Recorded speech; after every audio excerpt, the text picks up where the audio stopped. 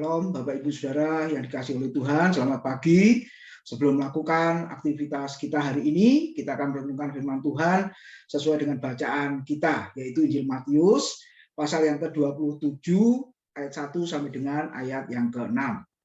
Ketika hari mulai siang, semua imam kepala dan tua-tua bangsa Yahudi berkumpul dan mengambil keputusan untuk membunuh Yesus. Mereka membelenggu dia, lalu membawanya dan menyerahkannya kepada Pilatus, wali negeri itu. Pada waktu Yudas yang menyerahkan dia melihat bahwa Yesus telah dijatuhi hukuman mati, menyesallah ia. Lalu ia mengembalikan uang yang 30 perak itu kepada imam-imam kepala dan tua-tua dan berkata, "Aku telah berdosa karena menyerahkan darah orang yang tak bersalah." Tetapi jawab mereka, "Apa urusanmu? Urusan kami dengan itu urusanmu sendiri." Maka ia pun melemparkan uang perak itu ke dalam bait suci, lalu pergi dari situ dan menggantung diri. Ayat 6. Imam yang kepala mengambil uang perak itu dan berkata, "Tidak diperbolehkan memasukkan uang ini ke dalam peti persembahan, sebab ini uang darah." Amin. Saudara, kita melihat dari bacaan ini, Yudas Iskariot, salah satu murid Tuhan Yesus, mempersembahkan uang, saudara, hasil menjual Tuhan Yesus ke dalam peti persembahan. Tetapi Alkitab mengatakan persembahannya ditolak oleh para imam. Saudara, mengapa persembahan Yudas Iskariot ini ditolak, saudara? Mari kita boleh merenungkan tentang salah satu murid Tuhan yang namanya Yudas Iskariot. Di awal ketika dia dipanggil Tuhan untuk menjadi muridnya, motivasi mengikut Yesus salah. Kenapa? Karena dia seorang dari kelompok Zelotis, saudara, dan orang-orang Zelotis itu secara politis ya berusaha menggulingkan pemerintahan Romawi yang sah pada saat itu. Jadi secara politis Yudas Iskariot ikut Yesus, tujuannya apa? Supaya bisa bersama-sama dengan Yesus untuk mengkudeta pemerintahan yang sah pada saat itu. Jadi motivasinya ikut Yesus salah. Padahal Yesus memanggil mereka untuk menjadi murid, melayani dia. Lalu yang kedua, saudara, Yudas memiliki sifat yang sangat buruk.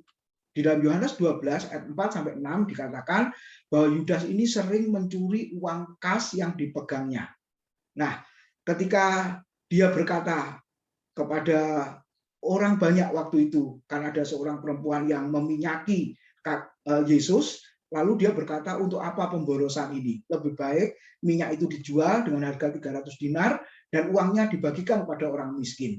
Dalam hal ini, kalau tidak mengerti siapa Yudas sesungguhnya, maka orang lain akan melihat Yudas seorang yang solider, seorang yang mau menolong orang-orang miskin. Tetapi Alkitab jelas mengatakan dia tidak memperhatikan nasib orang miskin, karena dia memang sering mengambil uang kas yang dipegangnya. Jadi saudara, selama mengikut Yesus, mendengar pengajaran yang Yesus sampaikan selama 3,5 tahun, Yudas Iskariot tidak pernah mengalami perubahan dalam hidupnya, dan akhirnya dia menjual Tuhan Yesus. Dan yang terakhir, saudara, kenapa bisa seperti itu? Matius 26 ayat yang ke-50, ternyata Yesus hanya menganggap Yudas Iskariot hanya sebagai seorang teman, bukan sahabat. Apa bedanya? Kalau seorang teman itu mau ikut karena menguntungkan. Ketika sudah tidak mau menguntungkan lagi, saudara, maka dia akan meninggalkannya. Tapi beda dengan seorang sahabat atau murid Yesus. Yesus berkata, "Kamulah sahabatku."